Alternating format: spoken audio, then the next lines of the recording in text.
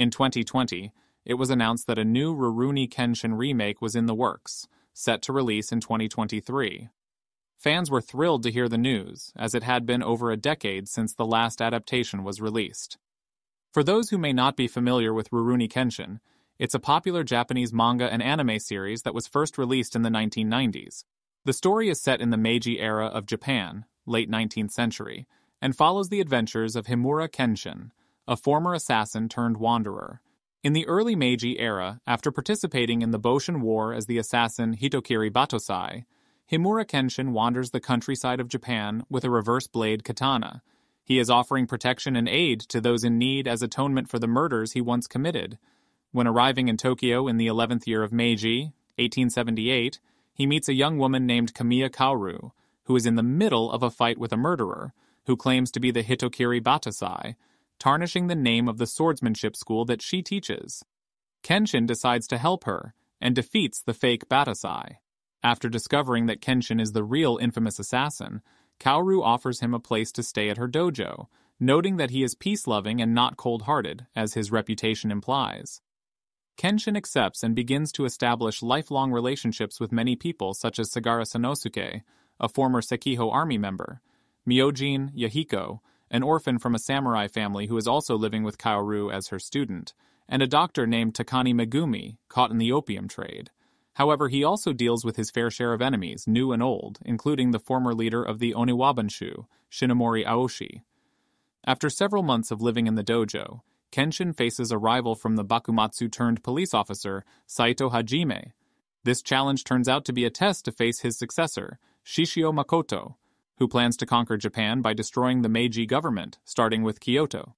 Feeling that Shishio's faction may attack his friends, Kenshin meets Shishio alone to defeat him. However, many of his friends, including a young Oniwabanshu named Makemachi Misao, whom he meets in his travels, decide to help him in his fight. After his first meeting with him, Kenshin realizes he needs to get stronger to defeat Shishio, without becoming the cold assassin he was in the past, and returns to the man who taught him Kenjutsu, Hiko Seijuro, to learn the school's final technique. He finally accepts his friends' help and defeats Shishio in a close fight. After that, Shishio dies burning to ashes after passing the limit of his abnormal body condition. A reformed Shinomori stays in Kyoto with the surviving Oniwabanshu. When Kenshin and his friends return to Tokyo, he finds Yukishiro Enishi, who plans to enact revenge. At this point, it is revealed that during the Bakumatsu, Kenshin was to be married to a woman named Yukishiro Tomoe. She had initially wanted to avenge the death of her first fiancé, whom Kenshin had assassinated, but instead they both fell in love and she got proposed to. It is eventually revealed that Tomoe was related to Edo guards who wanted to kill Kenshin. They outwitted Tomoe after realizing her deception first and captured her to use as bait. Kenshin rushed to the rescue. Although the ambushers managed to injure him severely, Kenshin managed to kill almost all of them and moved on. Then, in the final fight against the group leader, Kenshin accidentally kills Tomoe, who jumps in at the last second to help Kenshin create an opening to win the battle. Wanting to take revenge for the death of his sister, Enishi kidnaps Kaoru and leaves behind a corpse doll bearing a stunning resemblance of her for Kenshin to find and momentarily grieve over.